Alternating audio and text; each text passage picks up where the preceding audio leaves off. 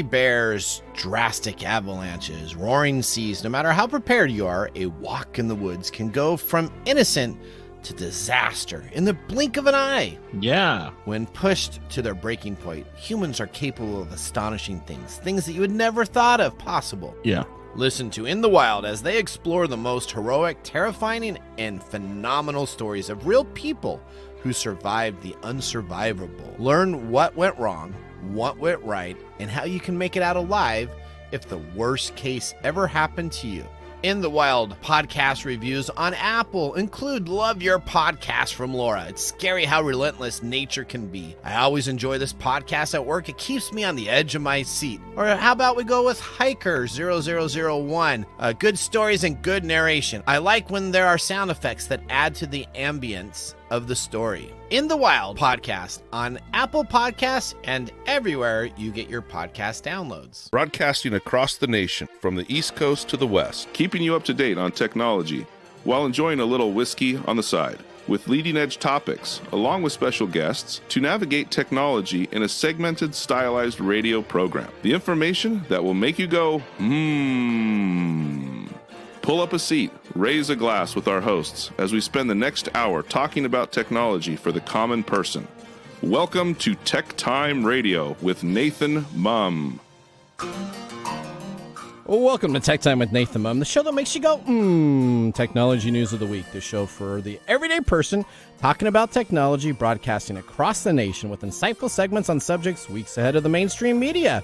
We welcome our radio audience of 35 million listeners to an hour of insightful technology with a little whiskey on the side. I'm Nathan Mumm. Welcome to our show today. We live stream during our show on 5 of the most popular platforms, including YouTube, Twitch.tv, Twitter, Facebook, and LinkedIn. We encourage you to watch us live or visit us online at techtimeradio.com. Tweet us during the show at hashtag TechTimeRadio, and we'll do our best to respond to the tweets. You can also check out our new TikTok channel by looking for TechTime Radio on the TikTok app.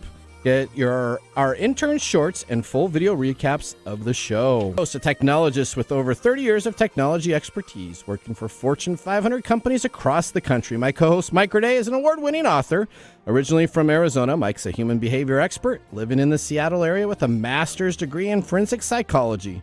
Mike helps me from geeking out while providing an insight into human behavior and how it interacts with technology. We're two friends from a different background, but bring the best technology show possible every week for our family, friends, and fans to enjoy. All right, welcome everybody. Let's start today's show. Now on today's show. All right, the first thing on today's show is Mike Raday is not in studio, so I myself am going to be taking this adventure with Odie alone. We have, though, Nick Espinoza that's going to be joining us, and so I'm sure he's got lots of expertise to add to the show also. On today's show, we're going to be talking about NASA is crashing into asteroids. It's not just a 1980s video game version, but we actually are going to be talking about what happened and what NASA did, some groundbreaking technology used to stop and maybe alter an asteroid.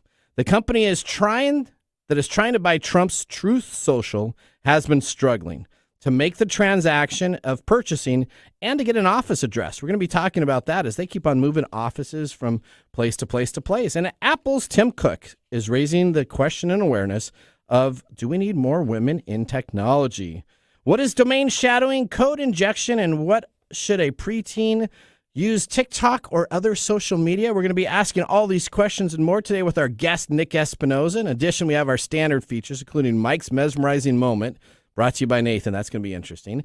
We have This Week in Technology, the technology fail of the week, and a possible Nathan nugget. Finally, our pick of the day whiskey tasting and our Mark's mumble. So sit back, raise a glass, and welcome to Tech Time with Nathan Mumm. As always, we'll have our whiskey tastings during the commercials to see if our selected whiskey pick gets a 0, 1, or 2 thumbs up at the end of the show. You're going to want to make sure you listen all the way through to pick up some interesting facts on Mark's Mumbles that will make you go, with the whiskey facts of the week. Now it's time to start the latest headlines in the world of technology. What's happening in the world of technology? This is our top stories in the first 5 minutes. All right, story number 1. Apple chief executive Tim Cook says there is still not enough women at the table in the world's tech firms, including his own. In an interview with the BBC, Mr. Cook said technology will not achieve nearly what it could achieve without more diverse workforces. He said there's no good excuses for the lack of women in the sector, including his company. He also then said that he thinks augmented reality, AR, and the concept of the metaverse is profound. In the future, people will wonder how we lived without AR, he said. We're investing a ton into that space. Augmented reality is the mixture, again, of digital content and the real world. A very simple example might be using the phone on your camera to insert virtual furniture before you buy it, to see how it might look in your house and to have a better perspective. The metaverse is a concept of entire virtual worlds, and big tech is invested heavily in this race.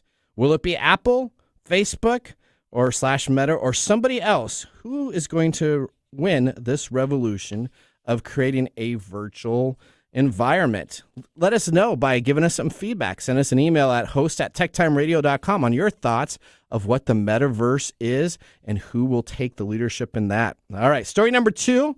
This is where Mike Corday would normally talk. So, hi, Nathan. Okay, that's what he'd say. Now, it's a NASA type of deal since he's our space guy. NASA just crashed a spacecraft into an asteroid. One of the most common doomsday scenarios is an asteroid crushing into Earth that will kill all of us, or maybe the dinosaurs, or maybe nobody at all. But we are now not in immediate danger of getting killed by an asteroid. But NASA used this time to try to knock out a random passing space rock. And it was successful in doing so. Now, we don't know if it's altered the course yet or not, but they did hit it with success, hitting it at the speeds of 14,000 miles per hour. They essentially sent NASA's double asteroid redirection test, which is known as DART, into an exciting stage yesterday when they actually banged into the asteroid itself to see if it will make it move. So why did NASA strike it? Basically, it's to see if we are successfully able to avert Armageddon, and if we can actually need to knock something out of the way in the coming future. Exciting times for mankind indeed. We might be able to successfully save the world if an asteroid threatens it. So fans of Earthstorm 2006 or Deadly Skies movie, The Apocalypse of 2007, Meteor Storm 2010, or Edge of Tomorrow 2014 fans are going to be a little upset if we can actually alter and change the end of the world scenario movies you all love. All right, story number 3. The shell company trying to buy Trump's True Social digital world has been struggling to get its buyout deal with Trump's social network over the line, but it has changed its headquarters address from the WeWork that it currently had to a mailbox at a UPS store. That's right, the company or shell company trying to buy Trump's social network has changed its headquarters address to a UPS mailbox. The company that's trying to buy Trump's True Social app has switched its headquarters, has switched its negotiation, and is unable to communicate directly with anybody from the press. Digital World Acquisition, or so-called blank check company, is not only struggling for an office location, but it's also to close the deal for Truth Social. A staff member at the UPS store now confirmed that Unit 450, which is specifically in line for Digital World's new headquarter address, is one of its mailboxes. So that's right. If you're in 3109 Grand Avenue, Miami, you can go right now down and visit the virtual headquarters or the mailbox at Unit 450 of the UPS store for Digital World's new headquarters. Trump announced earlier in 2021 he wanted to create his own social media app after Twitter, Facebook, and YouTube barred him from the Capitol siege on January 6, 2021. Trump has repeatedly criticized the platform for removing his accounts and accused them of violating his First Amendment rights. So he created this own True Social network, which has considerably less users and are dropping by the minute. As Sam Beckett would say in most episodes of the sci-fi show Quantum Leap, oh boy. All right, story number 4. Russians campaign spent $100,000 on an anti-Ukraine propaganda, Meta says. So Meta, essentially Facebook's headquarters, says that it has disrupted, I'm sure glad that they've helped out, a sophisticated Russian influence operating essentially across social media platforms, including Facebook and Instagram, as well as Twitter, YouTube, Telegram, and even LiveJournal. And a new report essentially says Meta influenced the campaign and was actually looking at the sprawling network of more than 60 fake websites. We're going to be talking about this and coming up in just a little bit on our next segment with Nick. In a bid for borrowed credibility, some of those sites impersonated mainstream European news outlets like The Guardian and Bild and many others. The social media accounts within the network shared spoofed articles from these news outlets, mostly criticizing Ukrainians and the Ukrainian refugees, and essentially a pro-Russian comment. Content in the spoofed article was produced in English, French, German, Italian, Spanish, Russian, and Ukrainian, among other languages. So now, is this the world's most complex Russian organized operation to disrupt the social media network since the beginning of the war in Ukraine? Well, we're going to talk about that. But Meta says that they have come to the challenge to make sure this won't happen moving forward. I'm sure they probably took some of the money first off before they actually took a look at this, but we'll see about that. More precise details of the campaign has been shared with misinformation research groups, and more information should be shared later, Meta said. All right. Those are our top stories in the first 5 minutes. Up next, we have our segment, Ask the Expert, with our guest, Nick Espinoza. That was your current news on the day, and now we're going to be talking in our next segment about hacks, breach, cyber attacks, and many different aspects across the globe. This is essentially going to be a potpourri of questions that I get to ask Nick on a little of extended interview. We'll be right back. You're listening to TechTime Radio. I'm your host, Nathan Mumm. Hey, Mike. Yeah, what's happening? Did you know for every $1 spent on email marketing, you receive $36 in return? That's pretty awesome, right? Yeah. But it's all so complicated. All those advanced tools and features, you don't know how to approach them at all. What if there was an email marketing platform where you don't have to rack your brains to get started? A tool that's not overloaded with unnecessary features you don't want to pay for, and, believe it or not, has a support team available 24/7, even on the free plan. There is a solution, Mike. Let me introduce you to Sellzy, a tool that makes email marketing as easy as 1, 2, 3. With Sellzy, you can launch your first campaign in 15 minutes. No coding required. A very easy to use, intuitive email builder with over 300,000 gifts and stickers to choose from, and 500,000 plus free stock images, a customizable countdown timer, and more. Create emails for any business goal, from e-commerce to nonprofits. Easily create automated email sequences for your business. Get 24/7 support via chat, email, and phone, even on the free plan. Sellzy has just launched a special deal. You can now get a lifetime access to all Sellzy features for just $49. All the core features, unlimited emails, automation, segmentation, advanced analytics for the price of 10 lattes. Sellzy is the easiest way to start selling with emails. Try it now. Click the link in this episode description on TechTime Radio to get that special deal. No commissions or hidden fees. To learn more information, visit them at the simple and easy site to remember. Just go and visit Sellzy.com. That's SELZY.com. The easiest way to send emails. Welcome back to Tech Time with Nathan Mumm. Tech Time Radio is the weekly hour technology show that talks about current technology in a simple format without having to geek out. Brought to you by myself, Nathan Mumm, and Mike Gorday, who is out on vacation.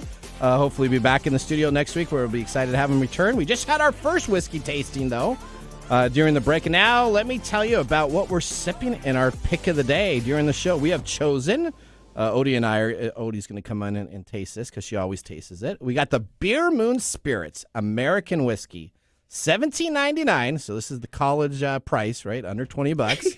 We got 90 proof. Bear Moon Spirits trace its root to the inspirational serenity of the wilderness of Sonoma County, where the American black bear have called home for millennia.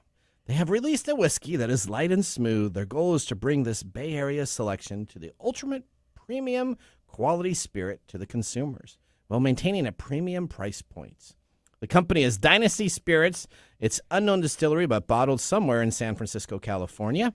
Classification American whiskey. No age stated. It is 90 proof.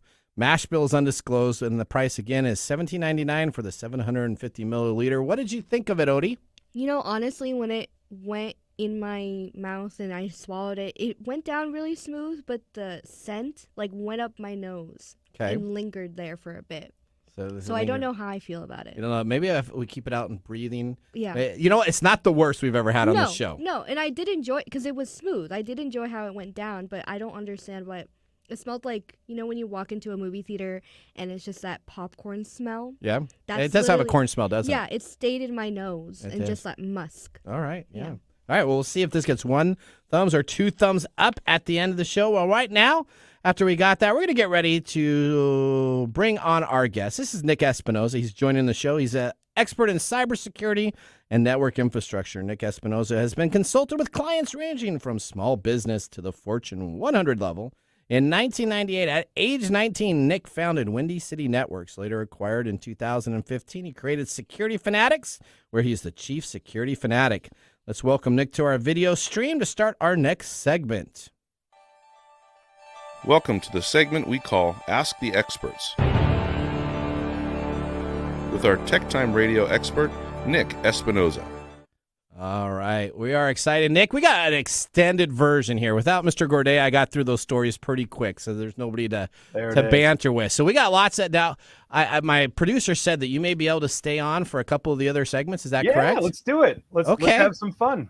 All right, well, that's great. Well, thank you very much. Right now, on. you're out. I get a lot of fan mail, so we are now up to a whole bunch that we get. I get a guy every week that sends me an email when you're not on the show and asks me when you're going to be back on. So he's excited that I'm sure he is going to be thrilled that you're back on. And this week I also had some segment changes, so we have a new music in one of our deals. So we get lots of information. But let's and if I could just say, Steve, the check is in the mail. Thank you for the email. So yeah, I think his name is actually Leonard, but if Steve is related to Leonard, then I think it's Leonard like 93 at yahoo.com, but I don't want to put his email out there. No worries. I'm pretty sure that's actually it. Did, but okay. Yeah. Maybe Leonard won't send me an email, but he does. He's like, where's Nick again? I'm like, okay, well, now Nick, here I am. Let everybody know you don't live in the Seattle area because we're a Seattle area show. Where do you live again, to remind everybody? I live in the Chicagoland area. That's where Chicagoland. So you're like mid. So you're in Eastern. Are you on Eastern Central? What's your time? So we're in Central Time. We're on the border of Eastern. Okay, perfect. There you go. Just drive into Indiana and Eastern Time it is. You know. There you go. All right. Well, glad. And you were speaking the last couple weeks at a couple trade shows and a couple big events. Yeah. I've been to Colorado, Alabama, Ohio. I'll be in Halifax, Canada in a couple of days, speaking at another conference, and then back in Ohio next week. So it's been a pretty busy month.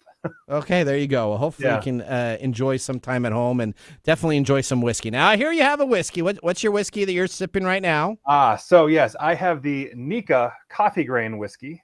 Okay. It was given to me by my friend Kevin, who is very good at Japanese whiskeys, and it is fantastic. All right, we're going to have to I think we may have had that on earlier in one of our shows, but I'll have to take a look at that. I guarantee you cannot find this anywhere in the world. We have this Bear Moon Spirits. I can't find anything about it. I don't know where I got this bottle. I think somebody gave it to me as a gift. That doesn't make me feel real good.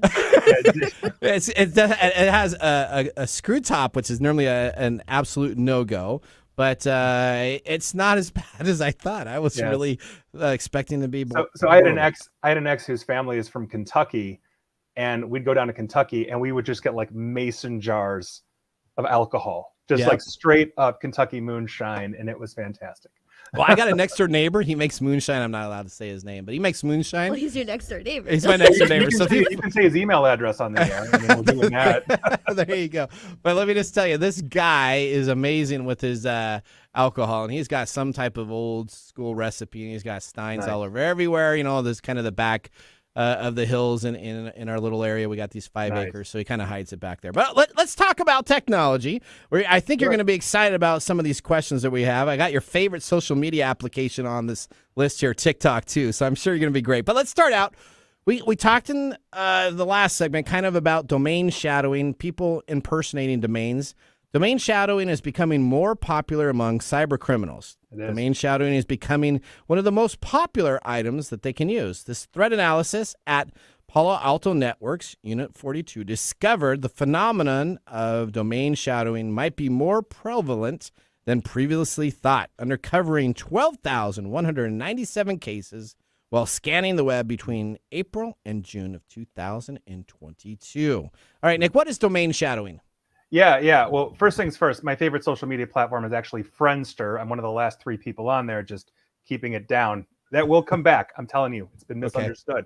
Now, with that, let's talk about domain shadowing. Now, this is kind of it's a type of a DNS hijacking where the criminal actually breaks into the domain, but doesn't actually change anything on the domain. Instead, they create what is called a subdomain, and they point it typically somewhere malicious. Now, for those in the audience that don't really understand DNS, and I am not getting technical on here on the show here, DNS is basically the protocol that matches a numeric address called an IP address to what we see when we type in a web browser. So, for example, if I go to techtimeradio.com, as you all should daily, DNS is basically what matches techtimeradio.com to its numeric IP address. So you see Tech Time Radio in your browser, but you're actually going to this block of numbers called an IP address. So if I hack into the DNS provider for techtimeradio.com, and I won't, providing Nathan keeps basically paying my bills, in the case of domain shadowing, I would actually basically not touch techtimeradio.com, but I would create a subdomain, something like free iPhone giveaway at freeiPhonegiveaway.techtimeradio.com, similar to www, but obviously different, right? So free iPhone giveaway.techtimeradio.com, and then I would point that to like a malicious phishing site where I would basically slap up Nathan's picture and Mike's picture and say, hey, sign up for a free iPhone giveaway, and I would steal your information. Now, Nathan and Mike would not know what was happening because the actual techtimeradio.com would be working just fine. You could go there, you wouldn't be infected, you can watch past shows and videos and all that kind of stuff. And Google, the large search engine, would eventually find it and basically publish that out there as well. So as people start Googling for Tech Time Radio, that's a potential hit that you might click on because you're like, oh, I like Tech Time Radio and they're giving away free iPhone. I didn't know about that, or I forgot to hear about that on the air. You click it and here we are. That's in a nutshell essentially what domain shadowing is. So it's really, so that's a great example. So it's essentially taking a known website like MSN.com or Yahoo.com, or finding a way to create a directory underneath there where you can hide information and actually have it so that you're sending it out. And that way, spam tools and other DNS tools already know, well, hey, techtimeradio.com is good, or yahoo.com is a known site. I don't need to block incoming traffic from that site. I'll let it come on in because it must be good because we know that their main master site has been there for a long time. It's been validated. Right. And that's exactly right, because you're going, like, let's say it's, I don't know, you buy tractors for a living and you're going to tractorsupply.com or whatever it is. You know, if I spin up a fake, tractor giveaway.tractorsupply.com, if you're going there constantly, again, your firewalls, your threat detection systems are not going to see that necessarily as malicious because these things are always retroactive. Now, the way to check this, though, you can go on to like your website. If you had tools in there and you go into your website and you can see some of these subdomains that are created, right? So it's not that it's just completely hidden. It's normally neglected because you don't go on and take a look at your directory structure of your website that often. But it is available there where if you actually had someone monitoring the website, you would see, hey, there's a subdirectory here called iPhone giveaway, and I didn't create that, so let's actually delete that so that we can't have anything else continue from that site itself. Right. And one of the things that we always advise is making sure that you have good automated change management solutions in place. So when basically you get an alert that says, hey, there's free iPhone giveaway.techtimeradio.com. I didn't do that. Mike, did you do that? Nick, did you do that? No.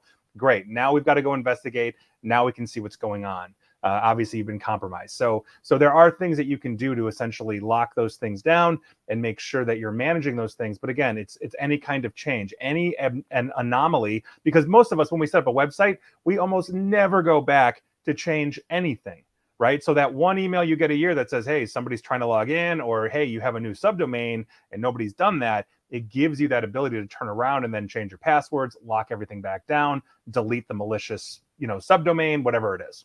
So why is this the new hot trend for cyber criminals? Why is this now the idea that they're getting into? Is it that so many of these sites are left open, that there's not a lot of management on the websites? Why do you think this is becoming such a hot topic now?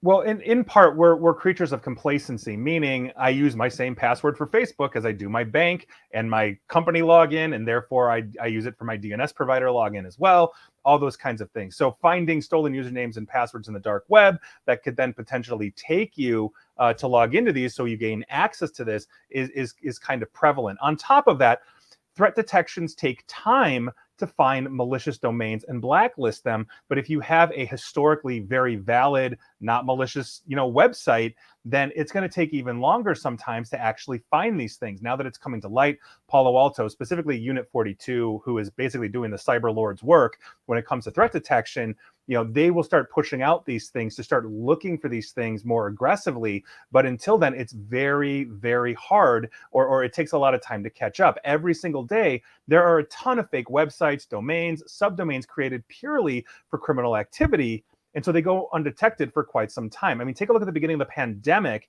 I was a chief spokesperson for the COVID-19 Cyber Threat Coalition. And at the height of the criminal activity at the beginning of the pandemic, like late March, early April, we were witnessing over 5,000 malicious domains being created every single day, basically to sell you fake toilet paper, fake PPE, all those kinds of things. So this is going to be a very prevalent thing that we're going to see for years to come. It's just a new vector that criminals have figured out, how to exploit. And so we really have to make sure we've got good DNS security in place. So if I'm a website owner, and I use an application like Wix or one of these simpler tools that are out there, because WordPress is kind of that second level. I wouldn't say it's complex, but it's kind of that second level. How, as an owner of a website, can I make sure that I don't have a subdomain running on my site? Because I may have no clue, right? So I created a site, I created a simple password. Hopefully it didn't get compromised by some phishing attack, but it could be. What would I do as a user to go in and see if there's maybe some of these subdomains that I can then delete or take care of? Right. So the most prevalent thing would be to go to your DNS provider. Usually when people are registering a website, they go to a registrar. We'll use a basic example like GoDaddy or something like that, or Wix. They're going to give you controls that say, hey, here's everything in your DNS. This could be how you're routing your email. This could be going to your www.whateveryourwebsite.com. And so you can go through and look at that. Now, a lot of these will also give you alerting for things like change management, as we were talking about before. So if suddenly you create a subdomain, basically you'll get an email that says, hey, like there's a new subdomain that's been created on yourdomain.com. Did you do this? Just, hey, giving you a heads up so you know. There are other things that you can enable as well, like multi-factor authentication. There are monitoring systems as well that you can buy if you're a larger business, but just for the everyday person that says, hey, I've got a website and I'm putting this up. A lot of them are not going to be buying these kinds of things, which is why understanding this change management, I think, is incredibly important, because if we don't know, or we're not keeping an eye on these things, we have no idea how long we could potentially have something malicious on there when our username and password has been compromised. And that's the other core part, is use good passwords. Do not reuse passwords, because you never know when they're going to get compromised and on what platform. So if you have the same password, for your DNS provider as you do for Facebook, as you do for your bank, please go ahead and change that as soon as humanly possible, because something like 20 to 30,000 Facebook employees can read that password if you didn't know. So this is a huge, huge thing, but change management, I think, is at the core of this. So the best thing, I guess, to tell everybody is that make sure you enable multi-factor authentication. I know every website has that, and so that gets an alert. And when I try to log on to TechTimeRadio.com, there's a secret URL I have to use, which is not the common WordPress URL. And then you actually get a confirmation that I have to type in my 6-digit code on my phone to ensure that I can actually log on to the site itself. So make sure they're pretty simple. I think every website has at least multi-factor authentication enabling. If you have a website hosted by someone that doesn't have that, get off and go to someplace else that provides those services. I will not use any kind of infrastructure provider, like a hosting provider, that does not give me the ability to enable the basic multi-factor authentication through like an authenticator app, or have the ability to tie into an identity management platform. And that's more of a business thing. But yes, multi-factor authentication is table stakes at this point for anything you're doing infrastructure, because it's so easy to hijack or attack usernames and passwords without multi-factor authentication. All right, so let's move on a little bit. This is a little bit technical now. We're going to talk about firewalls and different items. So Sophos warned today that a critical code injection security vulnerability in the company's firewall product is being exploited in the wild. Sophos has observed this vulnerability being used as a target for small, specific organizations, primarily in the South Asia region. The security software and hardware vendor warned users. Nick, what is code injection to a firewall or network device? Yeah, first things first, this is why we drink. in cybersecurity. This is why we have our own dedicated wing at Alcoholics Anonymous, is because of these kinds of things. So basically, in a nutshell, if we're talking about this, code injection is a term that is basically used to describe attacks that simply inject code into an application, platform, or operating system. That's basically it. The injected code is then interpreted by the application, and then therefore changes the way the program kind of executes or runs. So in the case of a firewall, like Sophos' firewall, or a network appliance, let's say like an advanced wireless access point or level 3 switch, all those kinds of things. This could be as simple as a Comcast home router too, right? So So if we're trying to bring it down to the everyday level, I mean, this could be a Comcast network device that you have. Correct. Any device that you have to plug in to get the network from the main central source into a house, a business, or work environment, this is the type of device we're talking about. Right. So that was my next point, but yes. Okay, sorry. Home and business. Start with business. But the point is that essentially, if you're looking at this in the way these things execute, it's very similar to using other types of injection attacks, like against databases, those kinds of things. So you get basically to an open field, like a username and password, where you can get to type things in. And then instead of typing in a username and password, you basically insert malicious code into the field. And if there's the vulnerability is there, the firewall or modem, Comcast modem, whatever it is, will actually accept that code and then execute the code within the device that then alters basically how it's operating. So for example, if I'm talking about, let's say, like a business or even home, if I browse to like a portal web page for, let's say, my company's VPN, where I see the username and password and all those kinds of things, if those fields are insecure, meaning they're vulnerable, like let's say the Sophos vulnerability that they have, instead of just typing in that username, I'm going to type in that code, and then the firewall might just let me in, or it might shut down, or it might open something for me. In the case of a Comcast modem, it would be the same thing. I might be able to bypass the authentication and then change things in there, such as, how it's operating, even just shut it down, weaponize it, or infect it in some way. So basically, code injection as well as command injection, which is where you're actually just executing commands in a field that is vulnerable, is a huge problem we have in cybersecurity, especially in development. So let me ask you this. Can you inject code into one of these network wireless routers that would actually capture keystroking and key logging? Yes. So what you would essentially do is the first thing you would do, depending on the situation, is you can either inject code that turns it into what is known as command and control. And so we basically send out or establish a connection to a command and control server that would allow us to download other applications or code that would then allow us to do things like key logging or capture information, or even, if it's sophisticated enough, decrypt traffic going to places like a bank, that little green lock that you see in your browser. So it's encrypted from your computer to the bank or your phone to the bank. Well, if we can decrypt that and capture that information and then re-encrypt it, your bank can see you as secure, you can see you as secure, and then we can get access into that. So yeah, that is a very possible thing to do. And key logging is just one of many different tactics we can use. So essentially, how sophisticated and how concerned are we regarding this warning that was announced today by Sophos? So here's the thing. Anytime an organization like Sophos, who makes firewalls and software and a whole bunch of other stuff, when they are announcing that they have a vulnerability, it means they have fixed the vulnerability. And so the basic way this works is a cybersecurity researcher, let's say I'm the one researching into Sophos, I find a way in. The ethical thing for me to do is to contact Sophos and say, hey, I found an issue, I found an error, in this case, a code injection, here's how I did it. Sophos will validate that and say, yes, oh my gosh, we do have a problem. And then the clock is ticking because I'm going to publish my results after a certain amount of time, 90 days, 120 days, whatever that is, to give Sophos enough time to actually fix the vulnerability and then push out an update for every device that basically has this vulnerability. So if you are a Sophos customer, meaning you're using this specific product, you now have to go and make sure, because this is Sophos telling you, hey, the world knows that this is out there, go download this, go patch this. That is so very important. But when they're advertising these things, it's usually because, hey, we've got a fix in place, and so go get the fix. All right, so next, let's move on to one of your favorite applications.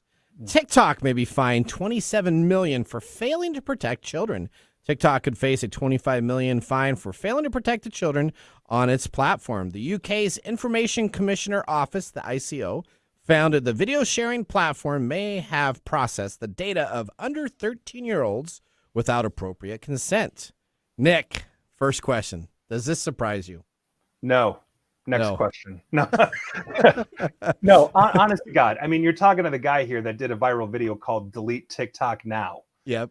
Yeah, I mean, this should come as no surprise to anybody that's followed privacy news for TikTok. They have had basically privacy issues, child predator problems since they were originally Musical.ly before ByteDance Beijing out of China bought them. So this is a huge problem, not to mention whistleblowers, where we know that, the Chinese government has access into this. The privacy is a complete mess for TikTok. So this surprises me absolutely none whatsoever. It's just another day that ends in Y in the world of TikTok, to be perfectly honest. Now TikTok says that that disputes the findings, noting that they are provisional and that they didn't know that this was essentially happening all the way up until July of 2020. So do you think TikTok didn't know this was happening?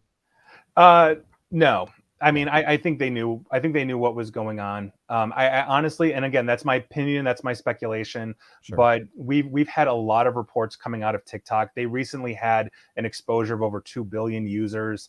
I mean, this is not news to anybody that's really been following this company. There have been privacy violation after privacy violation. This is honestly just their modus operandi, and essentially what they're doing is they're getting caught. This also, for the record, is not the first fine they've ever gotten over privacy violations. This may be coming out of the EU or the UK, but they've had trouble with the FTC here as well in the United States, not to mention Australia and some other places as well. So this is zero surprise whatsoever. We literally know that their executives, their American executives, lied to Congress when they said that the Chinese government and Chinese employees have zero access into U.S. data. So no, I think they're lying through their teeth. That is my opinion. All right, so let me ask you, would you allow a 13 years or under to use any social media platform? So I clearly don't think you'd say yes to TikTok, but would you allow a 13, if you had a 13-year-old or younger, would you allow them on any social media application? Yeah, well, first things first, with TikTok, I wouldn't let a man-child under 80 use TikTok, or a woman-child, if that's an actual term, too. Sure. But in terms of social media, I mean, here in the United States, we have the COPPA, the Child Online Privacy Protection Act, or COPA or COPPA, that is supposed to protect children. But we've seen violations of this, basically this standard from Facebook to TikTok to you name it. But on top of that, and I know I've mentioned this on the air here before, is we have some very serious psychological issues when we have children going on these things. One, these platforms are addictive. Two, the self-harm that children are now seeing. We've seen spikes basically since about 2011, 2012, when Facebook really started to come into play, and Facebook was the founder of this. Essentially, we saw huge rises in depression, suicidal tendencies, or thoughts, cutting, especially in girls, and we saw that in boys, but a huge spike in girls as well. And studies have shown, you can go read iGen, you can go read The Coddling of the American Child, like there's so American Mind, by Jonathan Haidt. There's so much research out there now that shows us that adopting social media, especially at a younger age, under the age of 18 or 19, is detrimental to basically your self-image. It is harmful for kids. And so, no, I wouldn't recommend it. And part of this is, well, I don't want my kid to be a pariah. Well, yeah, but at the same token, parents got to parent, which sometimes means saying no, especially if it's in the child's best interest. So, no, I'm not a fan of it. We've seen what it's done. We've got longitudinal studies, decade plus now. So, no, I would not use it. I don't even like it. It's just a necessary evil in my life, I understand. All right, last question, and then we got other stuff that we got to move to. But let's talk about this. Interpol seeks an arrest for a failed crypto firm boss, Do Wan. Interpol has asked law enforcement agencies worldwide to find and arrest Do Wan, founder of the failed cryptocurrency Terra. The BBC says Korean's red notice has been issued for the 31-year-old who's accused of fraud over the company's $40 billion collapse. All right, so explain in a brief deal, what is Terra Crypto? Yeah, so Terra is an interesting one compared to like a lot of the other cryptocurrencies out there, because Terra is one of those ones that was, probably not is anymore, now known as what is called a stable coin. Now, a stable coin is basically designed to maintain a fixed price peg, so it makes it attractive as a safe harbor for investors. And without getting too deeply technical into this, here's a quick history. So basically, Terra, this stable coin cryptocurrency, had a bifurcation, and due to the split, the original version was expanded to offer support for developers of stable coins to basically, try to attract, investors. Now, the other cryptocurrency that they split into was one called Luna. So Terra was the stable coin that was pegged to like other currencies. So Terra coin basically was pegged to the US dollar. It was also pegged to the Korean won as well, to basically make it attractive for investors, because you see the volatility, of cryptocurrency. Oh, it's worth $20,000. Now it's worth $10. Now it's worth 15,000. Now it's worth 22, and so they were trying to get around that. Luna was the governance side of that platform to basically try to validate the blockchain for everybody. And so it obviously did not go as planned. There's a lot of fallout, and the whole point of this was essentially to try and attract investors who had lost money basically in the market downturn like a year or two ago, when we saw crashes in cryptocurrency and everything was going down, and vice versa. The goal here was to maintain trust and restore trust, in the stable coin environment, and that obviously did not work. All right, so I'm going to ask the last question. How much money do you have in crypto saved right now? I'll tell you, I got less than 1,000, and I was a big player in that. How much do you have in the crypto minefield yourself? So I've got, in terms of cryptocurrency, it's way more than that. But okay. I don't consider that as a investment. I use it when clients call and say, help, I've got a ransomware event and I need a Bitcoin or Monero or something. Okay. It's the only thing we really use it for at this point. All right, I got you. All right, so I used to invest in it. I don't anymore. So anybody listening out there that says, oh, cryptocurrency is a great way to invest still, yeah, you missed your window about 2 years ago. That's right. All right, well, now that is going to end our segment, Ask the Expert. Up next, we have This Week in Technology. So now would be a great time to enjoy a little whiskey on the side, as I will be doing so myself, and Nick will be joining us after also. You're listening to TechTime Radio with Nathan Mumm. See you in a few minutes.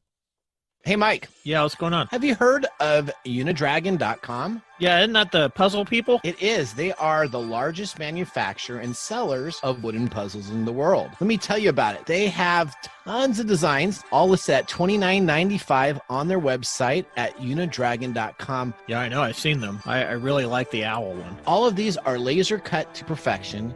Instead of those old traditional puzzles that you get that are done on cheap cardboard backings, these are all done with wood cutouts, laser cut. And the images, instead of the standard jigsaw puzzle, actually include different animals within the puzzle itself to put together. It's like those big collages where they have faces that turn into Empire State Buildings and stuff.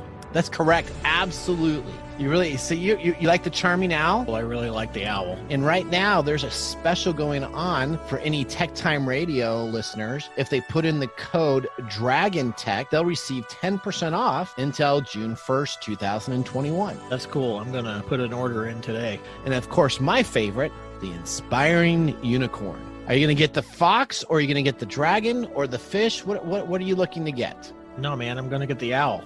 You're going to get the owl, not the serious panda? No, the owl. It's all about the owl, man. I'm a night owl. You're a night owl. You are a night owl. Visit Unidragon.com today and make sure to put in Dragon Tech as your code to receive 10% off. And remember... Yeah, those are really cool. I really like the owl. Mike likes the owl. And now, let's look back at this week in technology. All right, we're going back to September 26, 1973. The supersonic aircraft Concorde makes its first non-stop Atlantic crossing and sets a new speed record for the process, flying from Washington, D.C. to Paris, France in 3 hours and 32 minutes at an average speed of 954 miles per hour. The Concorde cut the old speed record in half. But on July 25th, 2000, Air France Flight 4590 crashed shortly after takeoff with all 109 occupants, and 4 on the ground were killed. The only fatal accident involving the Concorde essentially put the commercial services and suspended it until November of 2001. And at that time, the Concorde aircraft decided to retire in 2003 after 27 years of commercial operations. That was This Week in Technology. Have you ever wanted to watch some Tech Time history? With over 2 hours of video podcasts and blog information, you can visit TechTimeRadio.com to watch our older shows, join the Tech Timers Facebook group, or talk to us live during the radio air. We're going to take a commercial break. When we return, we have Mark's Mumbles and our Technology Fail of the Week. We'll see you after the break.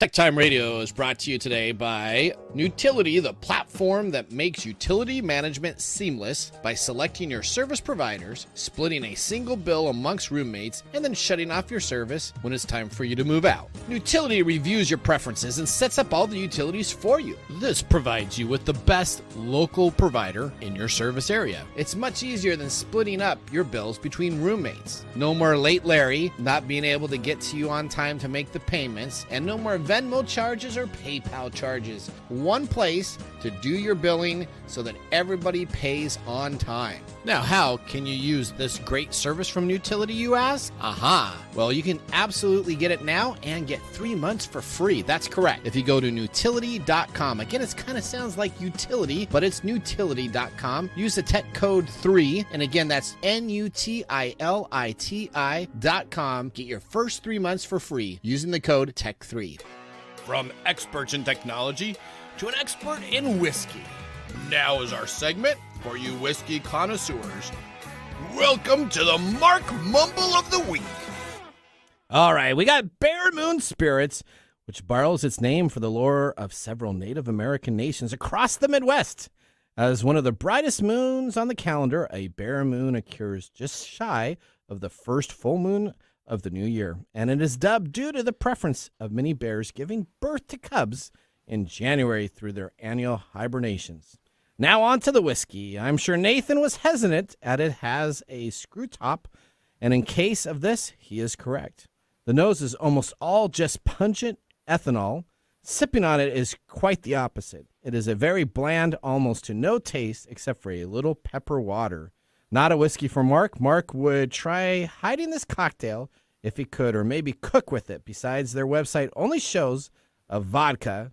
Who can really count this as a reference online to their whiskey? What does this tell you? Thumbs down for Mark. Odie, what'd you think? See, I'm kind of surprised by that because I now like it. You now like it? Yeah. I almost asked you for another shot. Like, I did enjoy it. It's not bad. It's not bad. As it's sitting out here, that first smell that kind of went on up into the nose. Also, the pepperwood, whatever that was, exactly what I was feeling. It is. Yeah. And it's $18 for the record, right? Exactly. Yeah. So, I mean, I could mix this in a little bit of a drink. I've had an old fashioned with this, or a little bit of syrup, Yeah, a little you bit. can't argue. Yeah. No, and after the it's not Canadian Mist type. Let me tell you, it's it's way better than that. Oh, speaking of which, did you hear the inventor of $2 Chuck died? Oh, I did not know that. Yeah, he died. So you can pour out a few of those because they're cheap for him. But well, let me just tell you, Trader Joe's is not the place to get your whiskey. No, sir. My wife goes there and she buys stuff, and she's like, "We should try this. You should try this." It is some of the Yes, we have an amazing liquor store in our area. It's called Binny's. It is enormous. It is always top shelf. I want to have my ashes scattered there. It's amazing. No, I go to the Wines and More. I do enjoy the Wines and More because they got so many horrible whiskeys that you can kind of browse around. That I kind of like that. So that's kind of the person I am. All right. Well, now let's move on. Thank you, Mark, for that mumble. Now it's time to move to the Elderberry Boost -com Technology Fail of the Week. That is why you fail. All right, this fail comes to us from Marysville, Ohio. Listen to this, Nick. Honda wants factory workers to pay back overpaid bonuses. Did you have a chance to see this headline? I didn't. No.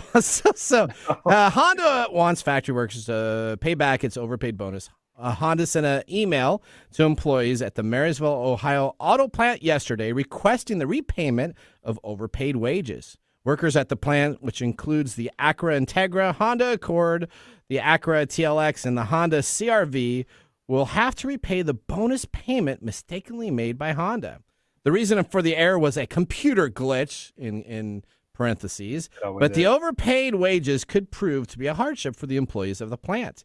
This can present a real hardship to workers who need to pay their bills. Workers are used to getting bonus and payments all the time from Honda, so they did not expect to pay this portion back. Times are hard for a lot of folks, and extra money can go a long way. Now that the extra money for a mortgage, a car payment, or something needs to come back, Honda is in its legal rights to request for the overpayment, and there is no recourse for the workers and their wages. The mistake of overpaying employees has no penalty, and Honda is handling the situation as good as it can, even if it presents challenging situations to its workers. Under the Fair Labor Standard Act, overpayments can be recouped by the employer. Honda has given the employees, though, until September 22nd to choose their method of repayment.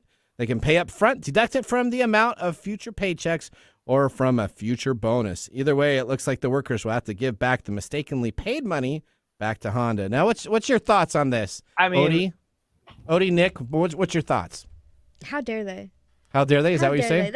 It doesn't matter how bad of a company, or not how bad of a company you are, but like everybody is going through troubled times right now. Yeah. Maybe give like a year or so or something. To pay it back Yeah. until the September. What do you think, Nick? If you got a deposit, like maybe Google decided to put $250,000 into your account and you had it there, what would you do? Good luck with that.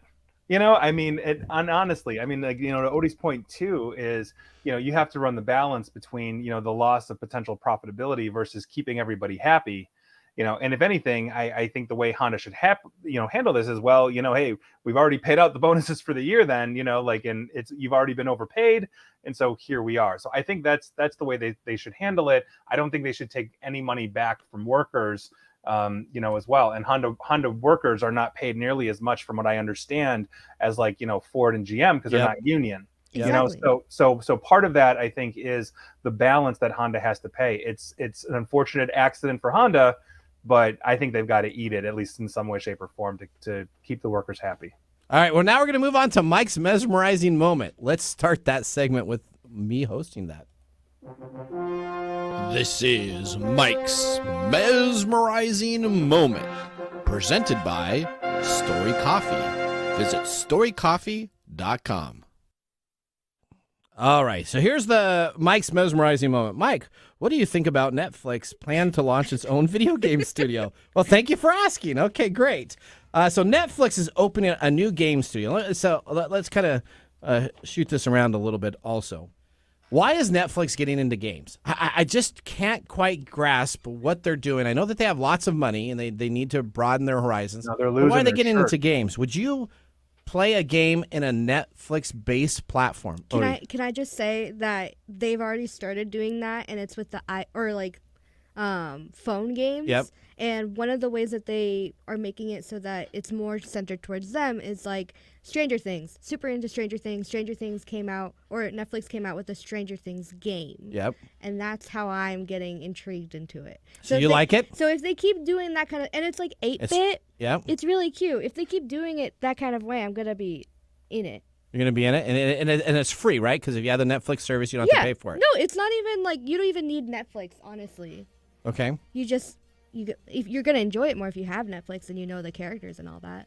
All right. So, Nick, what do you think about that? Netflix opening a game studio. Yeah, so they're bleeding left and right. We have a huge playing field now with the Hulus and the Disney Pluses that are taking chunks out of the once dominant Netflix. And so they are trying to keep people in their ecosystem. I think in the long run, that ship has probably sailed for them, but we'll see where it goes. And to Odie's point, if you're really into, Supernatural or any one of the other big things that they have, and I cannot remember the name, Stranger Things, then you're going to go. But I think this is a gasp from a company that is having serious trouble right now. That makes sense. All right. Well, now we got to get to our pick of the day, Odie. So we had Mark say that this stuff was not even worth using for cooking oil, but I'm going to change my mind, and his mind hopefully soon too. I give it a thumbs up. I'm giving it a thumbs up as well. You give it a thumbs up? Yes. Nick, how is your whiskey tasting? You give your whiskey a thumbs up? 2 thumbs up, my friend. 2 thumbs up. All right. Okay, here we go. Well, remember, the science of the tomorrow starts with the technology of today. See you guys next week. Bye-bye. Thanks for joining us on TechTime Radio. We hope that you had a chance to have that moment today in technology. The fun doesn't stop there. We recommend that you go to techtimeradio.com and join our fan list. for the most important aspect of staying connected and winning some really great monthly prizes. We also have a few other ways to stay connected, including subscribing to our podcast on any podcast service, from Apple to Google and everything in between. We're also on YouTube, so check us out on youtube.com/TechTime Radio, all one word. We hope you enjoyed the show as much as we did making it for you. From all of us at TechTime Radio, remember, Mumm's the word. Have a safe and fantastic week. Every night at 8, the finest in contemporary and classic radio theater entertainment. Drama, comedy, suspense, Okay, hello. adventure.